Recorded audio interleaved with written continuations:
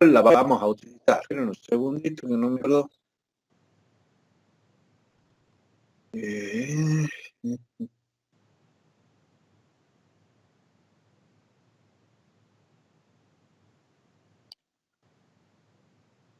Le decía, la idea, ¿cuál era? O sea, el proceso, la forma en que vamos a agarrar y vamos a trabajar con una herramienta,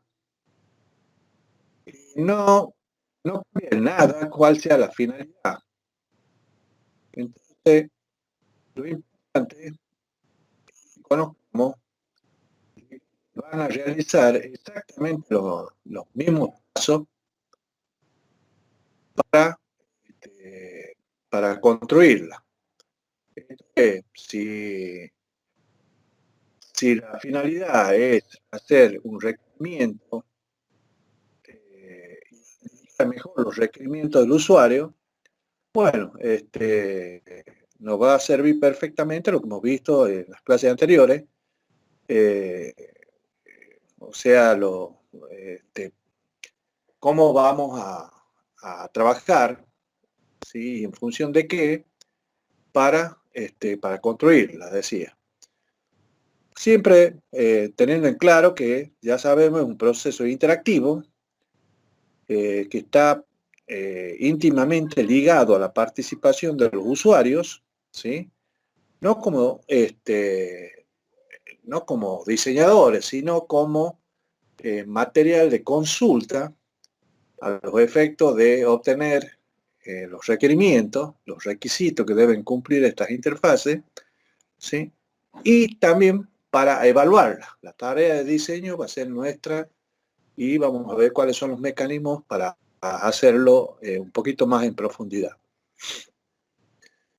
Pero ya decíamos, no solo es para identificar requerimientos, sino también para decidir algunas características, cómo se van a organizar, porque no va a ser una sola, capaz que sean varias para una aplicación, o que las aplicaciones que manejan estas interfaces van a estar en otras unidades o en otros módulos, ¿sí?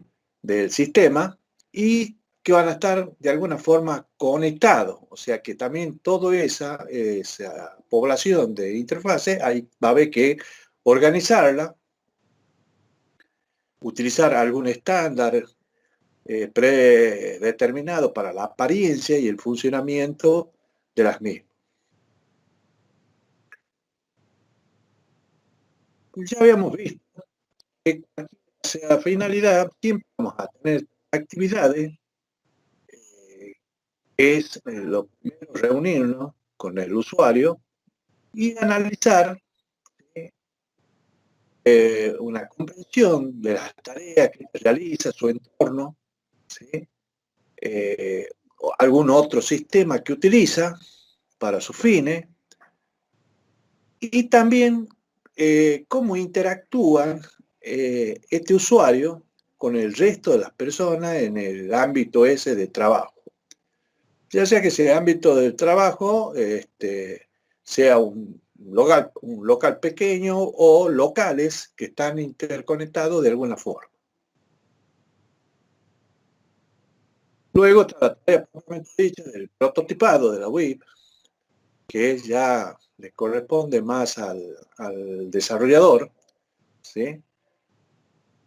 Pero en donde se tiene, digamos, cierta consideración a la participación del usuario, ¿sí? A los efectos de mejorar o un poco ayornar esas interfaces que se van a diseñar a la forma de trabajar que tienen los usuarios. O sea que es algo más tangible, decíamos, ya se aparta de la abstracción esa que mencionábamos, que teníamos que tener para encarar los ciclos de desarrollo. Bueno, acá ya hemos dicho que esto es algo tangible, o sea, es lo primero que, el primer contacto que van a tener los usuarios con la tarea de diseño, digamos, o en general con el sistema que se va a implementar en ese lugar. Y también habíamos dicho que el hecho de agarrar y tener la participación del usuario, un poco que nos ayuda a acercarlo a la realidad de lo que va a ser el sistema, ¿sí? O sea, lo ve como algo concreto, ya empieza a notar cómo va a ser el funcionamiento y qué cosas se podrían mejorar a partir de los conocimientos de estas personas. Y por último, por supuesto, al hacer esto, se va a realizar una evaluación, ¿sí?, de parte del usuario de lo que se está haciendo. ¿Para qué? Para proceder al nuevo ciclo de desarrollo, la famosa retroalimentación, al identificar, qué sé yo, algunas consideraciones, observaciones, mejoras que se le quieren realizar en función de las experiencias del mundo real que se le pueden hacer a esas interfaces para una mejor comunicación con el sistema. Bien, ustedes lo van a ver acá, ¿sí? Empezamos con el análisis, el diseño. En un primer momento habíamos dicho que era eh, mejor encargarlo en un papel, ¿sí? Y a partir del diseño en papel, evaluarlo. A medida que lo vamos diseñando, se va evaluando con los usuarios y se produce esa retroalimentación. Puede seguir siendo en papel o en algún momento agarrar y utilizar alguna herramienta case, ¿sí?, para mejorar el diseño hasta que tenemos un prototipo, ¿sí? Por supuesto, ese prototipo también va a estar sujeto a nuevas evaluaciones, retroalimentación, nuevo diseño, ¿sí?, ya no en papel, sino en la herramienta que estamos trabajando, hasta que tenemos un prototipo más o menos cerca de la realidad. ¿Mm? Por supuesto, el diseño dinámico del prototipo, ¿sí?, se va a agarrar y se va a desenvolver, ya sea en forma única o interactuando con otros prototipos, ¿sí?, también se va a evaluar de forma que también en algún momento lleguemos a algún módulo, sea ejecutable ya y muy cercano, digamos, a la implementación de estas interfaces o esa interfaz del prototipo ese en el mundo real. O sea, el esquema es bastante sencillo, ¿sí? Ya saben, analizar, diseñar, evaluar, analizar, diseñar y evaluar, esas serían las tareas que se tienen que hacer. En definitiva, eso es lo que estamos explicando acá, siempre hablando de que esta es una tarea que no nos puede llevar mucho tiempo. Por eso se habla de un diseño rápido para construir esos prototipos, que si la finalidad fuese la identificación de los requerimientos en una forma gráfica para mejorar la comunicación con el usuario, este, eh, ostensiblemente vamos a ver eso representado en nuestra tarea. ¿Mm? La tarea de evaluación no pasa, digamos, no tendría que hacer una tarea que nos demande también demasiado tiempo. Por eso esto es una muy buena herramienta para trabajar en la construcción de sistemas. Bueno, las características, un alto grado de interacción con los usuarios, un muy alto grado de participación del usuario, por supuesto, a eso apunta.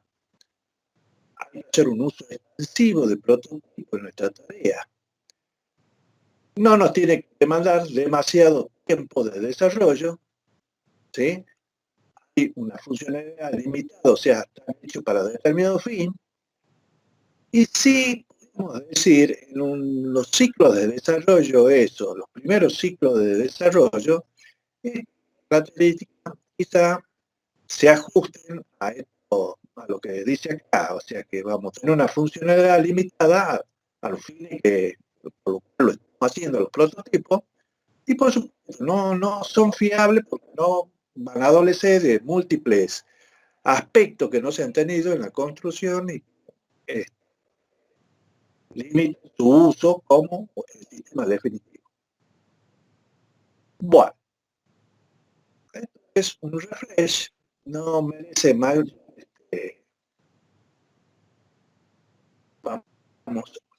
vamos a continuar.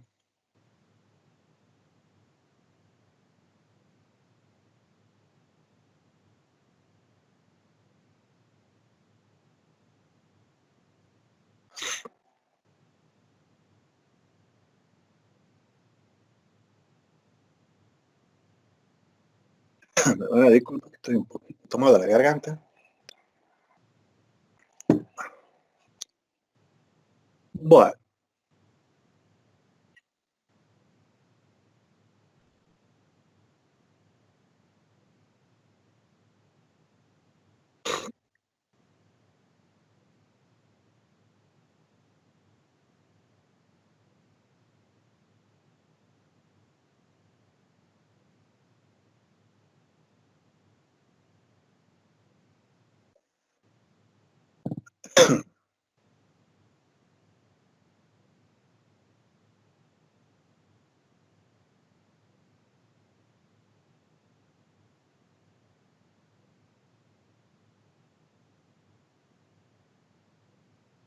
Lo que hemos visto, entonces, podríamos rescatar algunas consideraciones, ¿sí?, con respecto al uso de esta herramienta. Y, por ejemplo, decir, perdón, a la diapositiva, ¿no? Sí, profesor.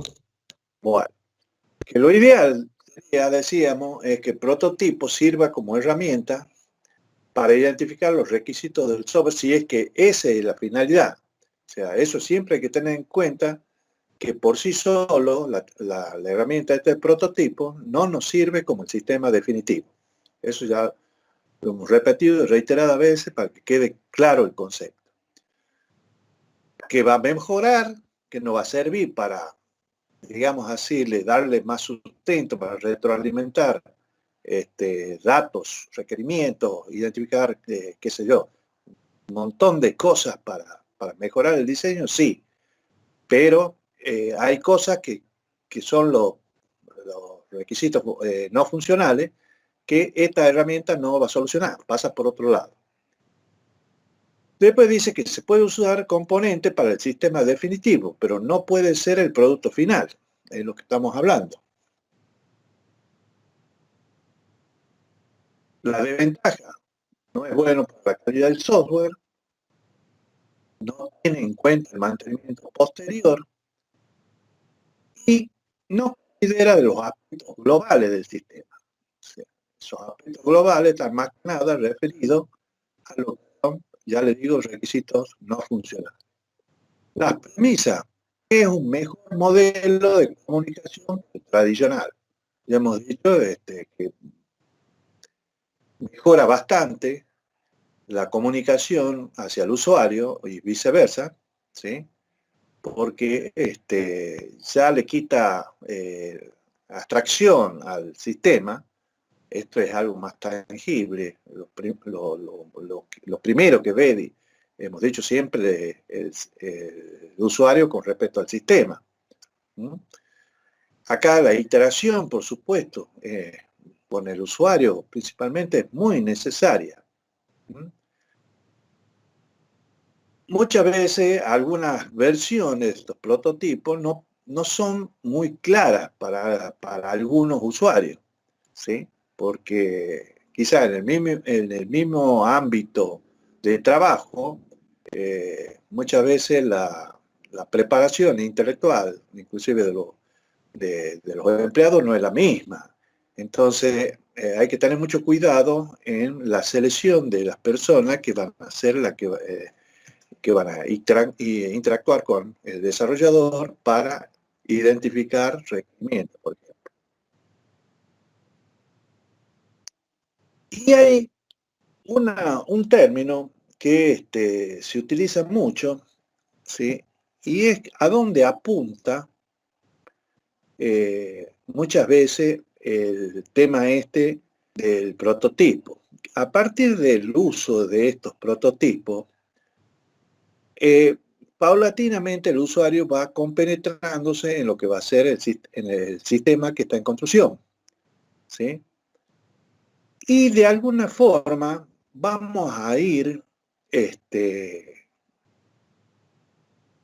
dotándolo, digamos así, al usuario de elementos, o sea, capacitándolo, sería la palabra adecuada, ¿sí?, de cómo sería el sistema en futuro.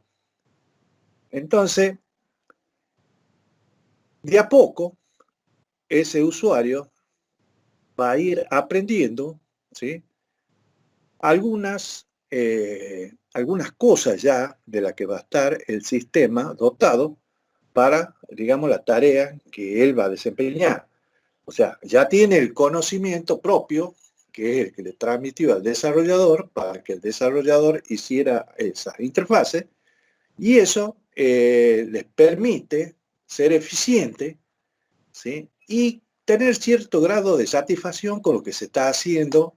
O sea que paulatinamente lo vamos compenetrando en lo que va a ser el sistema desarrollado. Y ahí surge la palabrita esta, la frase esta, la facilidad de uso, que muchas veces la UI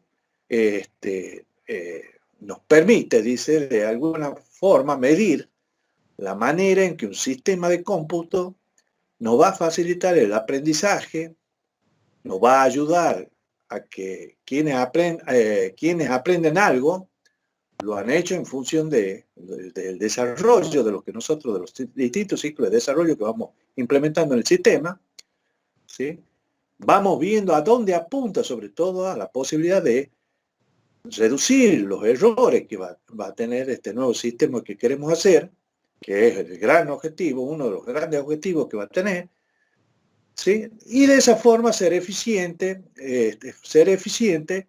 y lograr un grado de satisfacción, un nivel de satisfacción con la tarea que estamos realizando todos.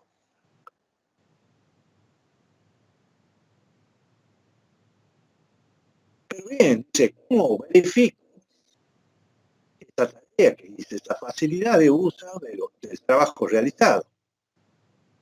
Eso, Somerville dice, bueno, hay una serie de interrogantes que son básicos y que deberían contestarse en forma positiva para ver si la tarea que hemos hecho con las interfaces es la adecuada. Una dice, ¿es posible usar el sistema sin ayuda ni enseñanza continua? Desde ya que siempre va a haber una capacitación previa en el uso del sistema. Una tarea del diseñador es siempre realizar esos manuales operativos, ¿sí? ¿Para qué? Para que aprenda la gente a utilizarlo, o sea, tengan un elemento. El sistema también, vamos a ver, que va a tener ayudas para ver diferentes situaciones que se le va a presentar. O sea, la capacitación esa ya va a estar hecha. Pero no obstante eso, el sistema, sin ayuda alguna, ¿sí?, ni enseñanza posterior, debería, por intuición, el usuario poder operarlo, ¿sí? Más si es el usuario el que lo está evaluando, el usuario que ha dado su conocimiento, ¿sí?, el know-how, ese sí, para que se hiciera esta tarea. O sea, debería ser entendible. Por eso yo le decía que para hacer la parte práctica referida a prototipos, siempre es conveniente trabajar de a dos y que cada uno haga su diseño de interfase por separado, se lo crucen digamos, al trabajo y ver si la tarea esa de evaluación que hacemos, cruzada, es buena o no, y si responde a los interrogantes. Si no responde a este interrogante de forma positiva, significa que algo no está bien hecho y habría que replantearlo. Esa es la tarea de evaluación que se hace. Otra premisa dice, otra interrogante dice, las reglas de interacción ayudan a un usuario conocedor a trabajar con eficiencia. O sea, Esto también, un poco respetando de que nuestra tarea es para mejorar el sistema, si es que existe un sistema ya este, manual u otro sistema informático trabajando, pero lo nuestro debería mejorar, o sea, que trabajen mejor los usuarios, ¿sí?, con la tarea que hemos realizado. Y eso es en general, ya le digo, eso lo hemos visto como un principio de diseño del sistema. Los mecanismos de interacción, dice, se vuelven más flexibles a medida que los usuarios adquieren más conocimiento.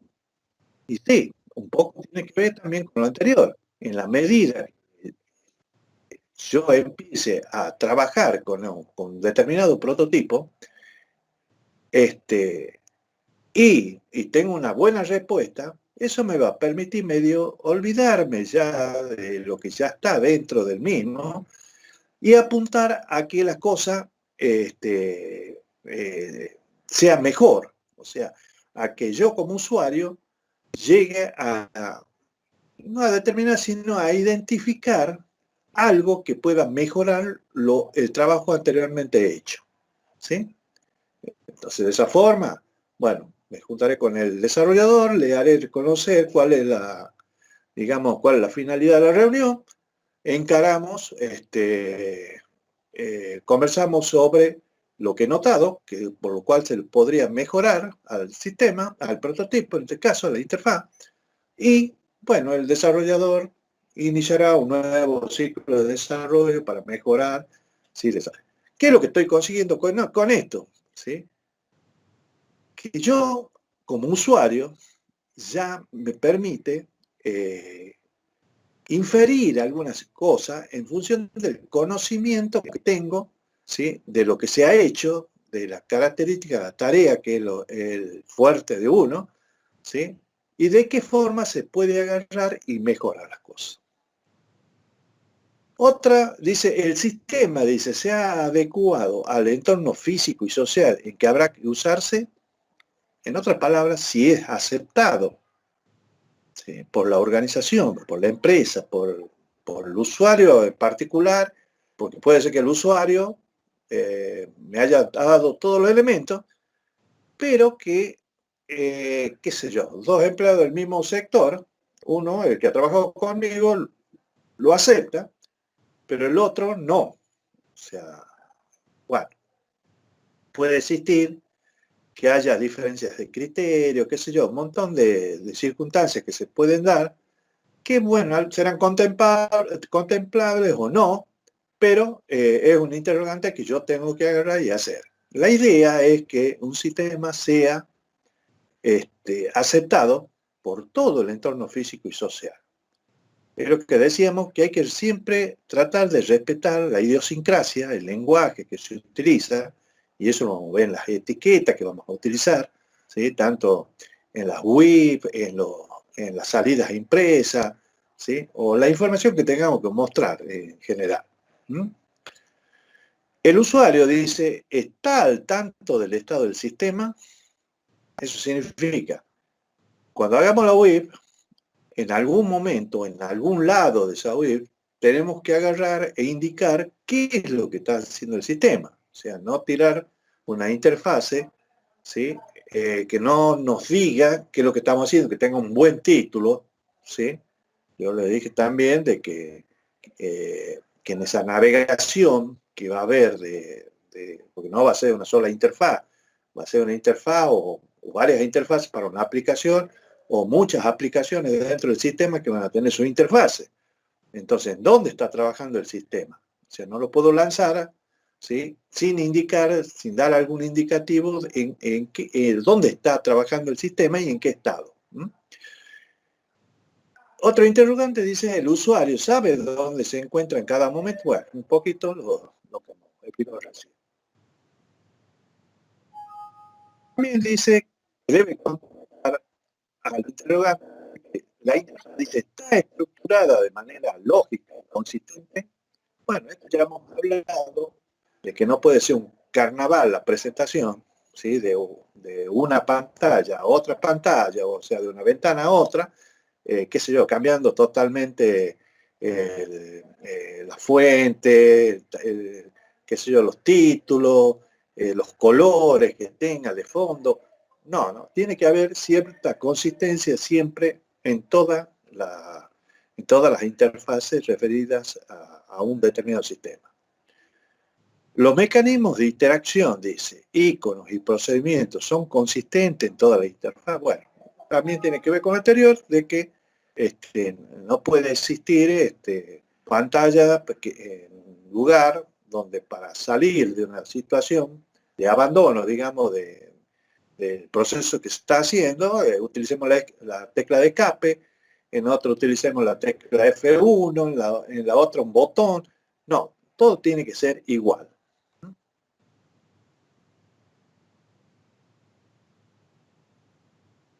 Eso también dice el interrogante, uno de los conceptos, la premisa, no solo para la interfaz, sino para el diseño en general. En este caso dice la interacción anticipa errores y ayuda al usuario a corregirlos.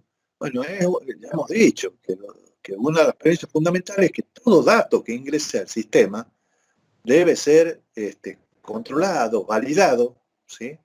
para que no ingrese basura. Ya hemos dicho, ingresa basura, se procesa basura y la información útil va a ser basura. No hay forma de que no sea así. Entonces, nosotros tenemos que agarrar y anticipar los errores, ¿sí? Analizar bien cuáles son los probables errores que se pueden producir y de esa forma tenerlo controlado al riesgo ese. La interfaz dice, tolera los errores que se cometen. Bueno, en algunas situaciones puede ser que se deslice un error, pero debería haber mecanismos también para que en algún momento se lo agarre y se lo saque, digamos, o se lo detecte a esos errores. La interacción es simple, esa es la facilidad de uso. Si no conseguimos, digamos, un manejo sencillo, intuitivo, digamos, de la interfase, bueno, la iteración entonces no es simple, es complicada. Ahí hemos hablado mucho de la sobrecarga de información, muchas veces atenta contra la simplicidad esa que queremos obtener nosotros. Hay que buscar todos estos aspectos para que las cosas funcionen y funcionen bien. Más o menos ha sido un refresh, un poquito, pero de lo que hemos visto ya, cuando hemos visto prototipos como herramienta de requerimiento, identificación de requerimiento. ¿Preguntas?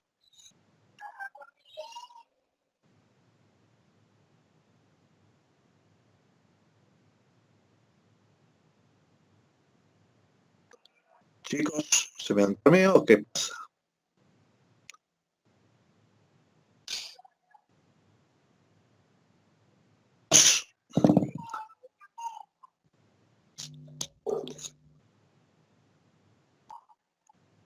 ¿Preguntas? No, profe. No, profesor.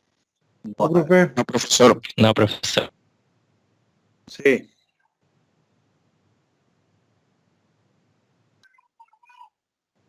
Bueno.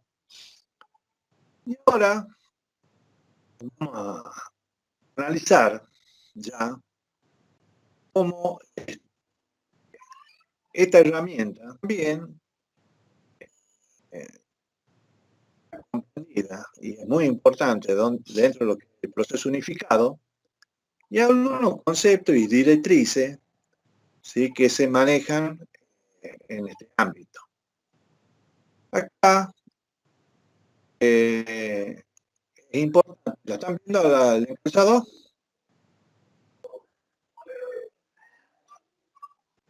Sí, se ve. ¿Se ve? Sí, sí, se ve, profe. Bueno. En el proceso unificado, la construcción de estas interfaces de usuario también es muy, muy importante y en cualquiera sea la metodología que nosotros utilicemos, esto es lo más concreto, lo más tangible, hemos dicho, para el usuario. Por lo tanto, siempre va a ser importante, ¿sí? Salvo Profesor, que, disculpe, de acuerdo, sí, diga. se ve la carpeta de documentos, no se ve la diapositiva. Yo la tengo ya accedida. A ver, vamos a ver. Esperen un segundito.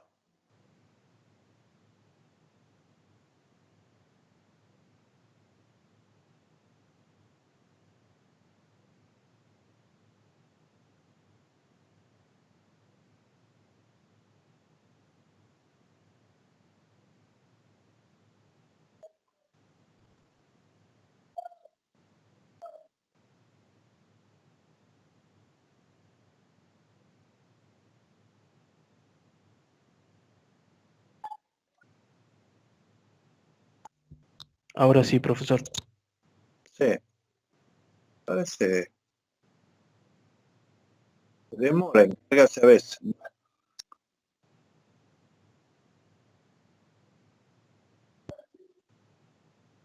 Entonces, acá también en el proceso unificado tenemos algunos conceptos y algunas formas, digamos, denominadas directrices de cómo cuáles son las consideraciones que hay que tener también para la construcción de las web. Y acá dice, hay algunos conceptos, se hace mucho hincapié en el diseño, dice, centrado en el usuario. O sea, que no es otra cosa que lo que venimos viendo con otros autores y que es tenerlo al usuario siempre como partícipe, ¿sí? Importante para la tarea de diseño. Entonces acá en el UP no se aparta de esa premisa, ¿sí? Por eso cuando ellos hablan del diseño centrado en el usuario, que ojo, esto ya es un concepto que se venía también en algunos ámbitos, viéndolo desde, qué sé yo, desde la época que hablamos de diseño estructurado, ¿sí? Entonces, dice, es el diseño de aplicaciones que tiene en cuenta las necesidades y la efectividad del usuario final como prioridad. Y no es otra cosa de lo que estamos haciendo, ¿sí? Eso cambia la semántica, cambia el lenguaje, digamos así, que se utiliza, pero en el fondo es exactamente lo mismo. Y bueno, acá hay en esta diapositiva ustedes ven, hay un poquito de historia de cómo surgió esto en un ambiente de desarrollo, digamos así, de IBM. Un personaje, John Gall, es el que agarra y desarrolla una propuesta, una forma de trabajar, ¿sí? Que le llama diseño para la usabilidad, que incluye las definiciones aceptadas más comúnmente. O sea, vendría a ser como los patrones, pero en este caso para la construcción de las WIA. También dice que lo desarrollaron a partir de un sistema interactivo, que era el servicio de mensajería de IBM en el año 84. De forma que lo encapsulan y le dan un nombre, tal cual como se hace con un patrón, que es una buena práctica, ¿sí? Y identifican que hay 4 componentes principales en esta forma de trabajar. ¿Y cuáles son? Dice, hay que prestar atención en los usuarios. Y dice que los desarrolladores deberían decidir quiénes serán los usuarios e involucrarlos lo antes posible. Lo que yo les decía, muchas veces hay diferencias de criterio entre los usuarios, los potenciales usuarios del sistema, o del sistema actual, los usuarios del sistema actual, y de cómo ven las cosas muchas veces. No todos se manejan o reaccionan de la misma forma ante la posibilidad de la implementación de un nuevo sistema, ¿sí? Entonces, por ahí hay resistencias al cambio. Entonces, es importante reconocer quiénes son aquellos usuarios que mejor se van a comportar, digamos, con nuestra tarea, y a esos hacerlo participar activamente. Entonces, pero dice, ¿qué es lo que nos sugieren? Dice, a partir de, digamos, esos aspectos de esta gente de IBM, dice. Bueno, lógico, dice, lo primero dice hablar con los usuarios, visitar las instalaciones, o sea, son tareas que nosotros ya le hemos visto, que hay que hacerlas cuando uno hace tareas de análisis, ¿sí? Observar el trabajo de los usuarios, inclusive grabar en video, ¿sí? ¿Qué es lo que hacen? Conocer cómo está organizado, por supuesto vamos a tener documentación, no vamos a ir sin los papeles esenciales de cómo está organizada, si es que existen. Hay veces que no está documentada, digamos, esta organización, todo depende de la seriedad, la calidad que tenga la organización para documentar, digamos, así internamente qué es lo que hace, ¿sí? Entonces, si no existe, bueno, vamos a tener que ponernos nosotros a conocer, digamos, cuáles son el organigrama de empresa, el cursograma de la documentación que maneje, etc. Bueno, exactamente todo lo que ustedes han visto en análisis. Probarlo uno mismo, ¿sí? Hacerlo que los usuarios piensen en voz alta mientras trabajan, o sea, no quedarse en el hecho de que de mero observador, sino también de verlo in situ, digamos así, tratar de hacerlo manualmente, si el sistema es manual o en el sistema existente informático, bueno, probarlo uno mismo, ¿sí?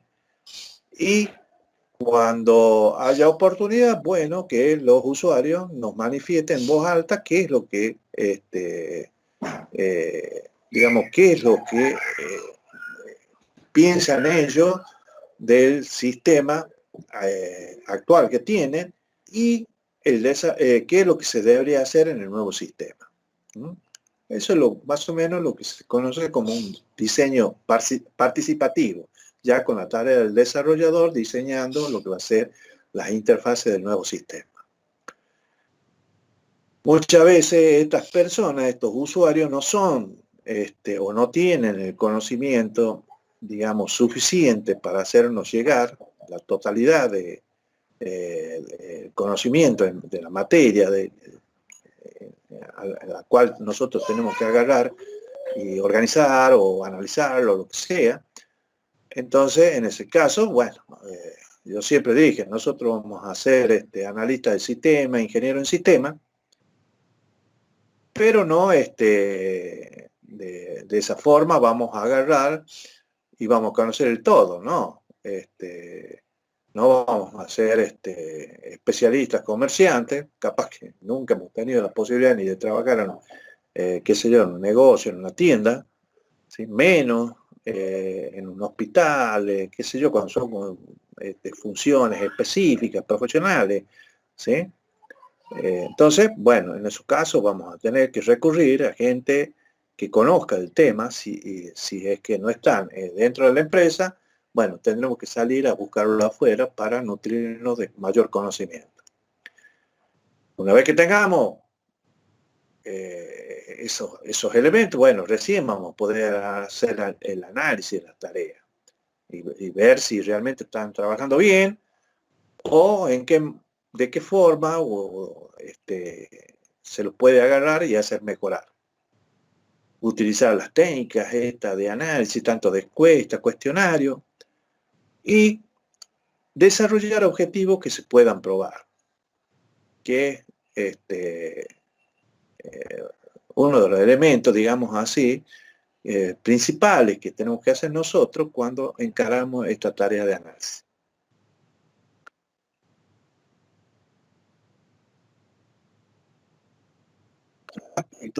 Es que dice que toda la tarea que nosotros hagamos referida a los prototipos, a las interfaces de usuario, tiene que estar integrado con el diseño en general. O sea, las tareas de usabilidad deben realizarse en paralelo desde el principio del desarrollo. Entonces habla que los bocetos que nosotros hagamos de la interfaz de usuario, ¿sí? Y el borrador de las guías de usuario o la ayuda en línea, todo esto dice, va a resaltar la usabilidad que debería ser responsabilidad del grupo de trabajo. ¿Mm? Y va a servir no solo para la tarea de interfaz de usuario, sino también para alguna otra tarea que se esté realizando por ahí y que va enriqueciendo la tarea de diseño que estamos haciendo. Una característica, dice, importante del diseño integrado es que el enfoque general, el framework, dice, del diseño detallado de la UI se desarrolla y se prueba en un estadio temprano. Esta es, dice, una diferencia importante entre el diseño centrado en el usuario y otras técnicas puramente incrementales. No se olviden que este diseño centrado en el usuario también es incremental, es evolutivo, ¿sí? Pero la diferencia es esta que nos dice acá. O sea, la tarea que nosotros hagamos referida a los prototipos, ¿sí? va a estar, digamos, íntimamente relacionada con el desarrollo del sistema en general. Garantiza, dice, que el diseño incremental que se lleva a cabo en las fases posteriores encaje perfectamente en el framework. O sea, que nada que desarrollemos nosotros en los ciclos de desarrollo posteriores, ¿sí? Descompagine o nos produzca situaciones en donde no haya una coherencia, una consistencia en el tipo de trabajo que se está haciendo. ¿Mm? Por eso habla de una ser así, dice, cuando la interfaz de usuario sea consistente en cuanto al aspecto, ¿sí? Hablábamos de la presentación, la terminología, las etiquetas que utilicemos, ¿sí? Y el concepto propiamente dicho, digamos así, que es lo que se quiere hacer dentro del sistema. A medida que el diseño de la interfaz de usuario avanza, dice, muchas clases del dominio se representarán como elementos de la interfaz de usuario. O sea, no se olvide que estamos dentro de lo que es el análisis y diseño orientado a objetos. Entonces, las clases del dominio se representarán, dice, como elemento de la interfaz de usuario. O sea, al diseñar, supóngase una interfaz en donde están involucrados la carga de datos del cliente y obvio, ese cliente va a ser una clase del dominio, ¿sí? Y por lo tanto componente de la interfaz. Los elementos, dice, de la interfaz de usuario y las relaciones entre ellos deberían ser consistentes con el modelo del dominio y representarse de forma consistente en todas las partes del sistema en que se está diseñando. Por lo tanto, dice, esto no ayuda únicamente al usuario, sino que mejora la reutilización de los componentes de la interfaz de usuario.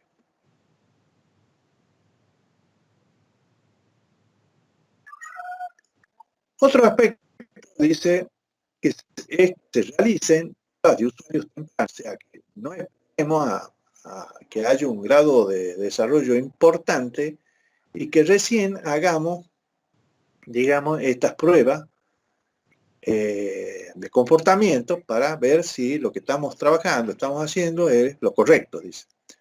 Las pruebas de usuarios tempranas consisten en la creación de los primeros storyboards, dice, y el desarrollo temprano de prototipos de baja fidelidad. Bueno, nos explica, dice que el storyboard es una descripción lógica y conceptual de la funcionalidad del sistema.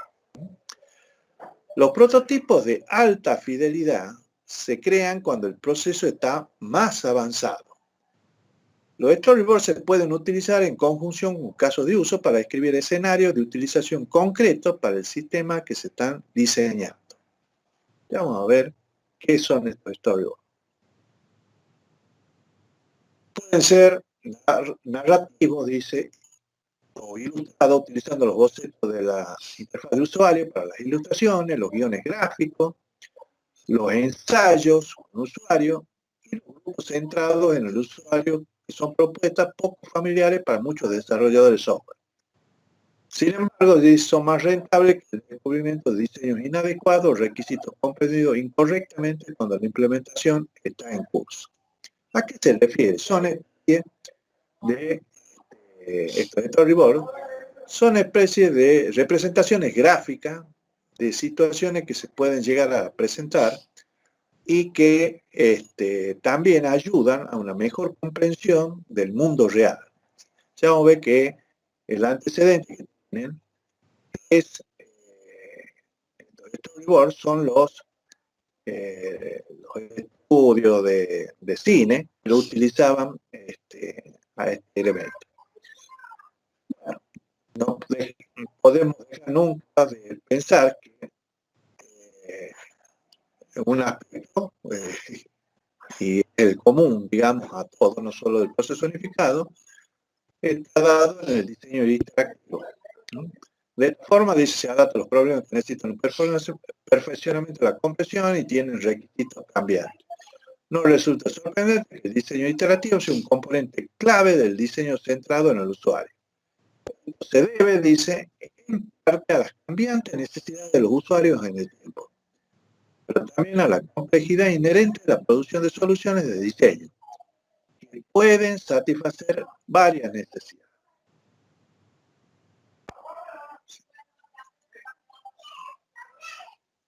Ahora, ¿quién utiliza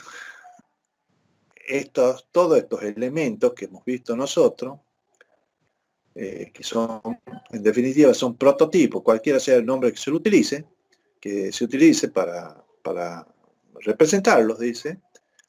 ¿Y quiénes son, dice, estas personas y qué roles desempeñan?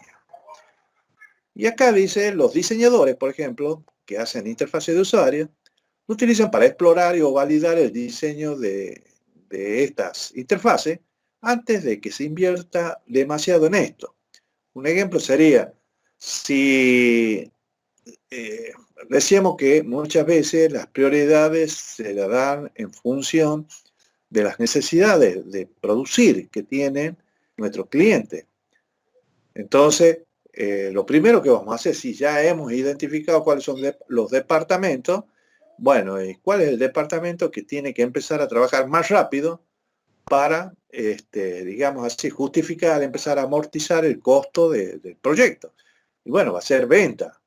Pero resulta que cuando nos ponemos a trabajar en venta y utilizamos, empezamos a bosquejar cuáles serían los datos necesarios para empezar a facturar, y nos damos con que primero tenemos que tener cargado la cartera de cliente y los artículos, por lo menos, y algunos otros que pueda ser necesario que aparezcan en la factura.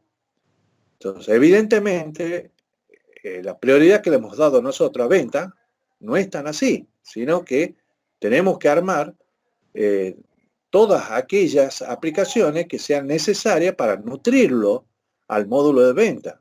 ¿Y de qué vamos a hablar? Bueno, vamos a hablar del módulo para las entradas y salidas del stock, para el manejo del depósito, ¿sí?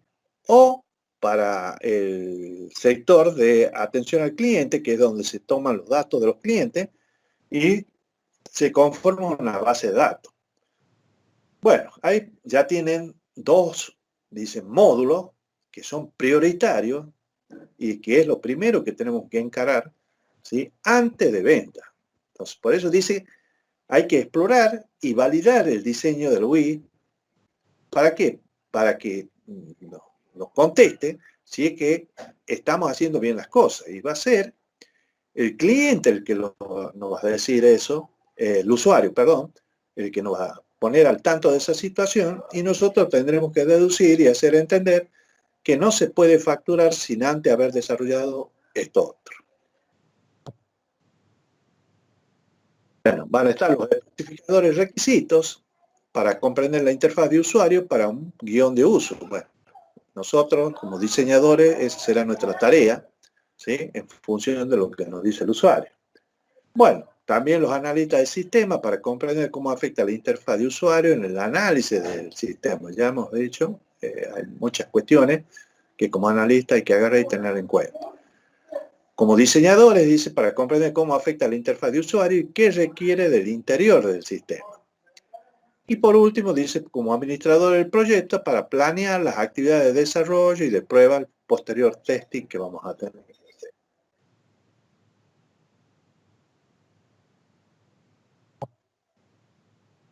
Otro concepto dentro del proceso unificado es el mapa de navegación, porque las interfaces de usuario no trabajan, digamos, en forma individual, dándoles respuesta, digamos así, apoyo de representación visual a un aspecto del sistema, sino que pueden llegar a conformar múltiples interfaces de usuario dentro de una misma aplicación o en distintas aplicaciones, pero interconectadas. Y de alguna forma se comunican entre ellos, ¿sí? Partiendo del menú principal y de ahí navegando por las distintas interfaces que existen en el sistema. Y en ese sentido, bueno, también esto es un concepto que no es nada nuevo, y algunos autores allá en el tiempo hablaban, qué sé yo, de los diagramas de pantalla, diagramas de concatenación de pantalla, diagramas de navegación, bueno, varias terminologías, pero en el fondo quiere decir lo mismo. Y la idea, ¿cuál es el objetivo? Dice, de ese mapa de navegación es expresar las vías de acceso de la interfaz principal a través del sistema. Son, dice, las principales vías de las pantallas del sistema y no son necesariamente todas las vías posibles. Pueden existir múltiples. Se puede considerar una hoja de ruta de la interfaz. El mapa de navegación sirve de telón de fondo y de enlace entre los storyboards individuales. Ya hemos dicho, dice que los storyboards describen cómo navega el usuario a través de los elementos de la web para llevar a cabo las funciones del sistema y el mapa de navegación. Definiendo cuáles son las vías de navegación válidas. El mapa de navegación transmite la estructura de la web del sistema y los storyboards transmiten la dinámica, cómo interactúan, digamos, entre estas pantallas, digamos, el mapa ese de navegación de esa ruta. Bueno, el storyboard dice es una descripción lógica y conceptual de la funcionalidad del sistema para un escenario o grupo de escenarios específicos. O sea, yo puedo expresar un storyboard, digamos así, un determinado módulo del sistema, ¿sí? Y cuál es la navegabilidad, digamos, existente en ese módulo o del sistema en general. Estos, dice, se pueden utilizar para explorar, comprender y razonar sobre los requisitos de comportamiento del sistema, especialmente cómo interactuarán los usuarios con el sistema. O sea, de qué forma se van a comunicar, digamos, los diferentes módulos, ¿sí? Y cómo va a ser, digamos, a partir de qué o con qué herramienta se va a producir todo esto. Se puede definir, dice, un storyboard, dice, para cada caso de uso. De esta manera, o sea, para cada proceso, de esta manera, dice, da soporte a un enfoque de la ingeniería del software guiada por casos de uso. Además de proporcionar un medio excelente para validar las expectativas del usuario en estos casos de uso y su rol en los distintos escenarios de los casos de uso. Cuando nosotros hablábamos del caso de uso real, que es lo que ustedes ya conocían como caso de uso expandido, creo que es lo último que llegaron a ver en análisis, bueno, cuando agregamos la tecnología, lo que estamos haciendo, esa tecnología son las interfaces. Entonces, ahí, bueno, ya tenemos los elementos para dar un soporte, dice, a un enfoque de la ingeniería del software guiada por casos de uso. Es importante recordar que el objetivo principal de esta herramienta es comprender el flujo de las interacciones globales. No es crear un prototipo ni probar el aspecto de la web. Son para navegar, para analizar el comportamiento de los distintos prototipos. Los storyboards se utilizan desde hace tiempo en el cine y la televisión, es lo que les decía. De ellos se ha tomado prestada la técnica de la comunidad de software. Los storyboards están destinados a representar más realmente a los escenarios textuales, utilizando medios gráficos para especificar los requisitos. ¿Cuáles son los beneficios de los storyboards? Dice, ayudan a recopilar y perfeccionar los requisitos del cliente de forma amigable para el usuario, promueven soluciones de diseño más creativas e innovadoras, promueven las revisiones de equipo y evita las características que nadie desea, garantiza que las características se implementan de forma accesible e intuitiva, facilita el proceso de entrevista, evitando el síndrome de la página en blanco. Bueno, en definitiva, los beneficios, y acá estamos hablando de equipos de trabajo. O sea, por supuesto, siempre, por ejemplo, si esto lo hacemos en un taller, a los efectos de ver el comportamiento, de analizar el comportamiento del sistema o de lo que estamos haciendo, del sistema, distintos prototipos de los grupos, de distintos grupos de trabajo, y hacemos un taller para analizar en general algo global, ¿sí? Bueno, aquí es donde vamos a agarrar con esta herramienta, vamos a poder hacer, digamos, un mejor análisis de trabajos que vamos ejecutando hasta ahí. Bueno, dice, esto de storyboard dice, puede ser prototipo, ya sea formales o informales, ejecutable o no ejecutable, de baja fidelidad, o sea, son aquellos dibujados a mano, o de alta fidelidad, en donde vamos a utilizar, ya hemos dicho, una herramienta case como páginas HTML interactivo. De cualquier forma, el formato dice no es relevante. Lo que es importante, dice, es recordar el objetivo de esto, que no es otro que de comprender las expectativas del usuario respecto al comportamiento del sistema en general. ¿Qué habilidades son necesarias para producir esto? Los storyboards se pueden expresar con representaciones visuales o textuales, o una combinación de ambos. Algunos ejemplos de los modos que pueden visualizar los storyboards incluyen los siguientes.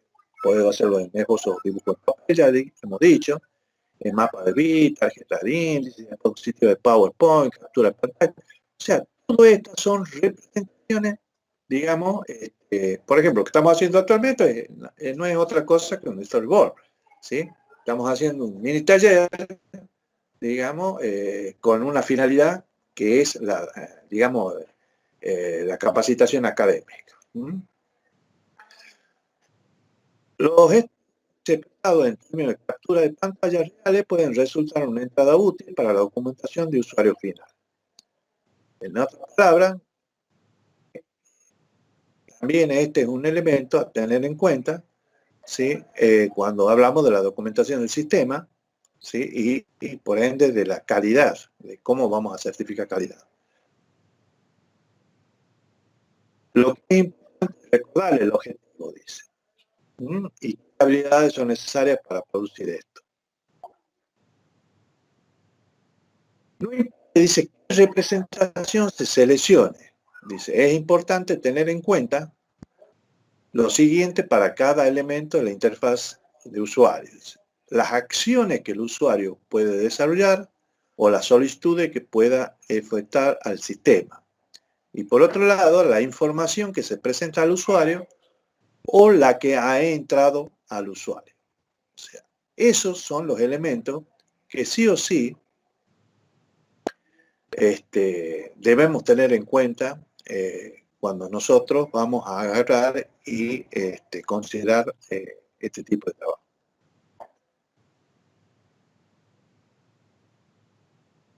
Realmente dice, storyboard significa utilizar una herramienta para ilustrar y a veces animar para los usuarios, o sea, los actores, cómo se adecuará el sistema en la organización e indicar cómo se comportará el sistema. Un moderador, dice, muestra un storyboard inicial al grupo y el grupo proporciona comentarios. O sea, ya empiezan a trabajar, digamos, en función de esa animación, de esa simulación que estamos haciendo nosotros en una situación en el mundo real, ¿sí? Referida al sistema que nosotros estamos desarrollando, construyendo, en este caso ya, y de la muestra esa que se hace, bueno, por supuesto, el más adecuado, digamos así, para servir de moderador el diseñador del sistema o el jefe del diseño, ¿sí? Que es el que va a actuar y va a poder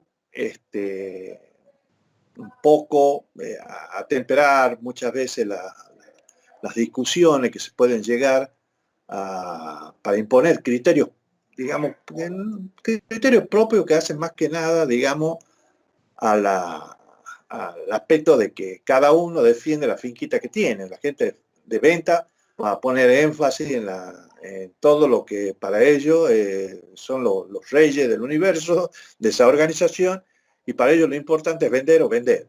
Bueno, entonces ahí tendremos que hacer nota nosotros de que ellos, sin el acompañamiento de la tarea que hace la gente del depósito, no harían nada. Entonces, bueno, va a ser tarea nuestra agarrar a través de un storyboard, digamos, de un escenario, una simulación armada, hacer notar la importancia que tiene eso. De esa forma, dice, esta herramienta evoluciona en tiempo real durante el taller. Lo vamos haciendo mejorar, haciendo entender y limando las asperezas que puedan haber entre los distintos grupos o personas que están involucradas. Bueno, hay algunas herramientas, dice, para la creación de estos elementos, dice.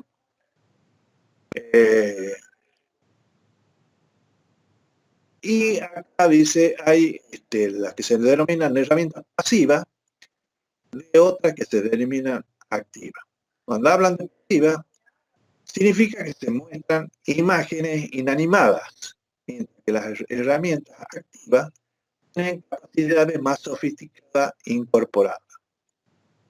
Se refiere a la forma en que están diseñados estos storyboards, que no es otra cosa que las herramientas que se dedican a hacer este tipo de tareas. Algunas herramientas pasivas, ya hemos dicho ahí, para mostrar objetos inanimados, bueno, ya hemos dicho, lo más natural, el papel y el lápiz, las notas de post-it, los constructores de WIT, y diferentes tipos de gestores de presentaciones. Y por otro lado, dice, tenemos las activas, ¿sí? Y bueno, acá presenta un pequeño esquema, digamos así, de algunas de ellas. Entonces, rescato el PowerPoint.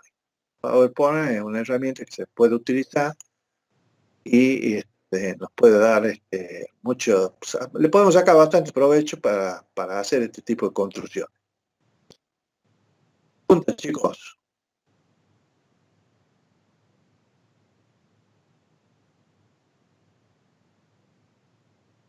Preguntas, alumnos. Profesor, Sí. Lo que entiendo es que el storyboard son escenas, son historias. Exactamente. Son O sea, más que nada apuntan, digamos así, a una herramienta activa que nos permite hacer algunas representaciones de situaciones que se pueden llegar a presentar cuando armamos esos mapas de navegación donde están involucrados diferentes escenarios dentro de la organización, de la empresa. Entonces, muchas veces podemos agarrar a través de este elemento, representar algunas situaciones que lo hagan más clara, digamos, a la solución que queremos brindar, o representar digamos, el mundo actual, digamos, qué es lo que está ocurriendo actualmente y qué es lo que se puede hacer, digamos, para mejorar. ¿Entienden? Esa es la idea. Perfecto. Y, por supuesto, existen herramientas que hay para hacer esto, existen un montón. Inclusive, si ustedes ingresan a la red, ¿sí? Van a ver que ya están armados un montón de escenarios, llamemos así, o de situaciones que nos pueden servir para nuestros fines, sin ponernos a diseñar nada. Pero porque no, digamos, las situaciones en las organizaciones, muchas veces los problemas que existen son bastante parecidos, ¿sí? Entonces, podemos utilizar esos elementos, ¿sí?, para ejemplificar un poco mejor, digamos, cómo va a ser nuestro sistema y en qué medida es importante, supónganse, que todos los actores de los distintos sectores trabajen unidos para que el sistema salga bien. ¿Mm? Esa, más o menos esa es la idea. ¿Mm?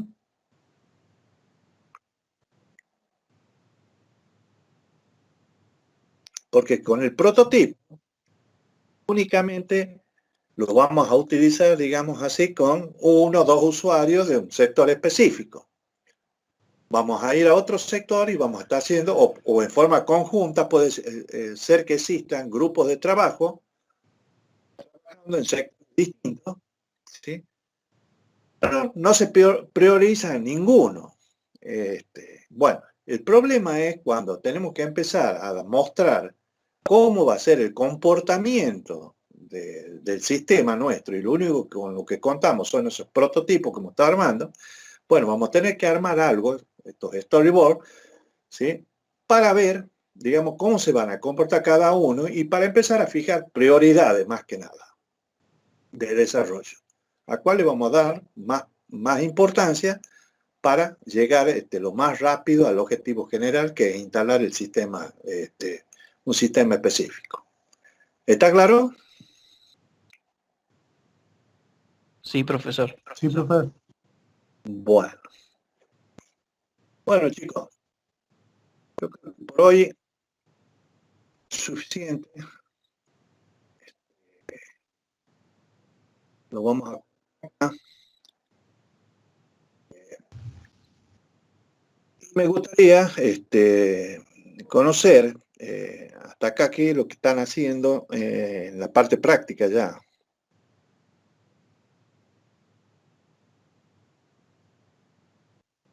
O cómo la llevan, ¿tienen alguna observación? En la parte práctica estamos trabajando con un TP2, ya con el tema de la narración de los casos de uso y los diagramas de diseño de secuencia y de los controles. Bueno, perfecto. Bueno, entonces por eso no quiero avanzar más en el tema porque estamos bastante adelantaditos, pero este va a ser un tema muy importante en el primer parcial, por lo cual les pido vayan leyendo, ¿sí? Dentro de todo lo que vamos a ver en el curso de diseño, esto es diseño propiamente dicho. Ya ven ustedes que hacemos hincapié en el tema de que es lo más representativo, lo más tangible, digamos así, concreto para el usuario, referido al sistema, porque el sistema, la lógica, lo que se llama la lógica de la aplicación, medio que la conocemos nosotros y es interna al sistema. Y esto es algo, digamos, sencillo, ¿no? Ustedes lo van a entender fácilmente. Lo único que no se mareen de un autor a otro, están hablando prácticamente de lo mismo, poniendo mayor énfasis en algunas cosas. Ustedes saben que el proceso unificado es un híbrido, o sea, consecuencia de todas esas metodologías que existían, y que lo que hizo esto es utilizar las mejores prácticas de cada una de ellas, y es lo que considera acá. Utiliza otra terminología, pero en el fondo son prácticamente lo mismo. Y ya vamos a ver más adelante, en la clase que viene, ya cuáles son los elementos propiamente dichos, ya cuando diseñamos la salida, cuando diseñamos la entrada, la salida, un proceso de línea, qué específicamente es lo que debemos considerar. Bueno, si no hay otra pregunta, para mí es el final de la clase. Y cualquier cosita que quieran agarrar y hacerme saber, está el foro de consulta en el aula virtual. Nos manejamos a través de eso. ¿Estamos? Sí, profe. Gracias. Bueno.